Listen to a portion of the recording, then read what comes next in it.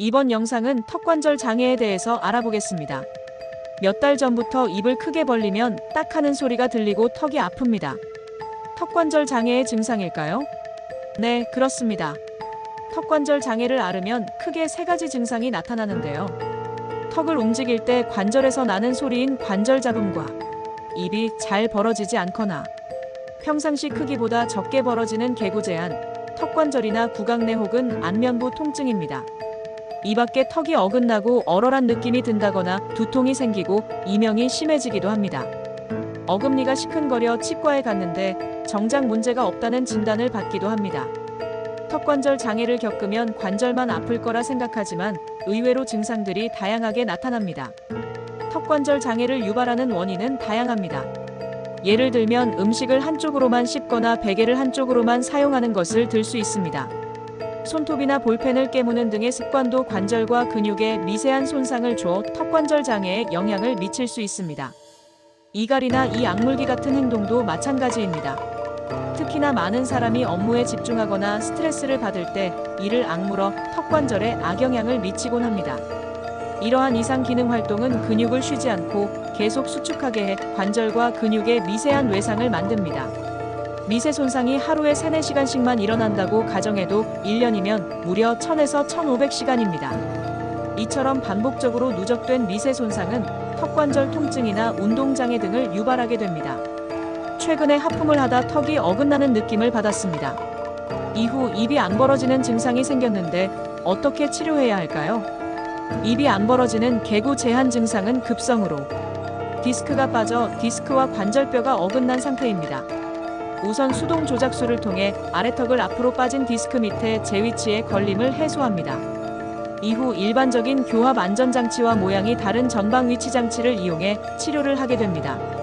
전방 위치 장치를 활용하면 간헐적 과두 걸림을 방지하고 빠진 디스크 후방 조직이 압박을 받지 않도록 도와줄 수 있습니다.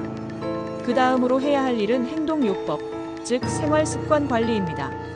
행동요법은 환자와의 면담 등을 통해 턱관절 장애를 유발한 요인을 찾아내 고치는 방법입니다. 행동요법이 병행되지 않으면 치료 이후에도 환자는 또다시 불편해질 수 있습니다. 따라서 환자도 문제가 되는 행동을 인지하고 나면 없애려 노력해야 합니다. 평소에 이를 악무는 습관이 있고 턱관절 통증도 앓고 있습니다. 보톡스 시술로 증상을 개선할 수도 있나요? 턱관절 장애 치료에 보톡스를 활용하려는 연구가 시작된 건 1980년대부터입니다. 당시에는 논란이 많았고 정확한 임상 가이드라인이 없어 미용 목적의 사각턱 보톡스와 별다른 차이 없이 보톡스가 시행되곤 했습니다. 여전히 연구가 진행 중이고 이견이 존재하지만 현재는 턱관절 장애 치료에 있어 보톡스 시술의 통증 감소 효과가 많이 알려진 편입니다. 턱관절 장애 환자의 80%는 관절과 근육 장애의 증상이 함께 나타나는데요. 특히 근막 통증이나 단순 근육통을 가진 환자들에게 보톡스는 통증 감소와 기능 개선에 탁월한 효과가 있습니다. 이러한 근육 장애의 개선은 관절 장애 증상도 호전시킵니다. 물론 이를 악무는 습관만 있고 근육 장애가 없다면 관절 안정 장치인 스플린트 등으로도 효과를 볼 수 있습니다.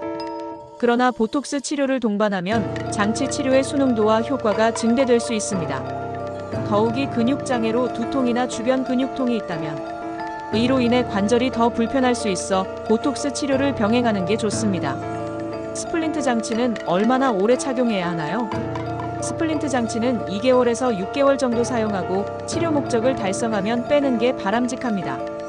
간혹 장치를 무조건 오래 껴야 좋다고 생각하는 환자들이 있는데 이렇게 되면 효과가 떨어지게 됩니다. 만약 치료 목적을 달성하고 장치를 추후 증상이 재발하면 의사와 상의해 이전에 착용하던 장치를 계속 끼거나 새로운 장치를 맞추도록 합니다.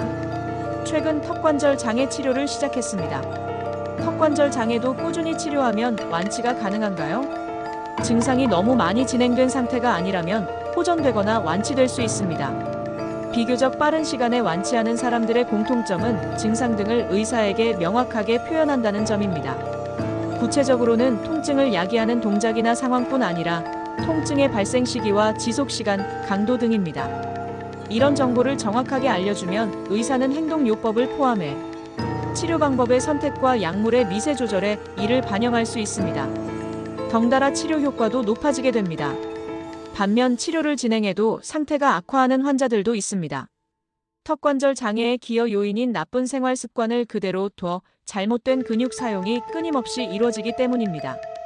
턱의 비대칭이나 심한 교합 부조화 등으로 근육의 과사용이 해결되지 않은 경우 관절 부위의 염증이 심하고 파괴가 심할 때도 상태가 악화할 수 있습니다. 턱관절 장애를 치료하지 않고 방치하면 어떻게 되나요? 턱관절 장애는 진행형 질환이라 제때 치료하지 않고 둘 경우 증상이 더 악화할 수 있습니다. 교합에 변화가 생기고 생활 통증이 시작되는데요.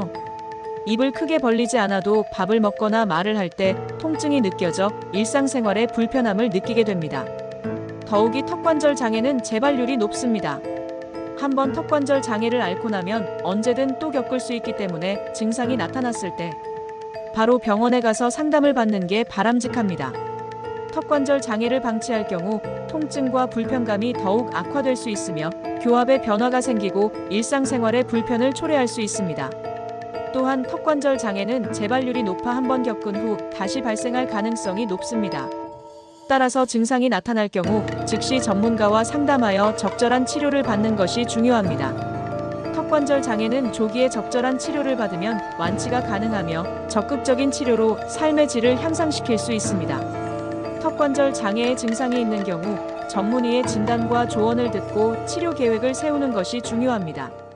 이번 영상에서는 턱관절 장애의 증상과 원인, 그리고 치료 방법에 대해 자세히 알아보았습니다.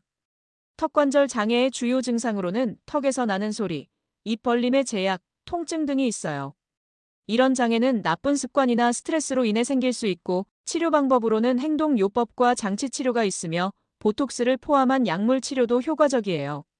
턱관절 장애는 조기 치료 시 완치가 가능하고 생활습관 관리와 함께 적절한 치료가 중요하다는 거 잊지 마세요.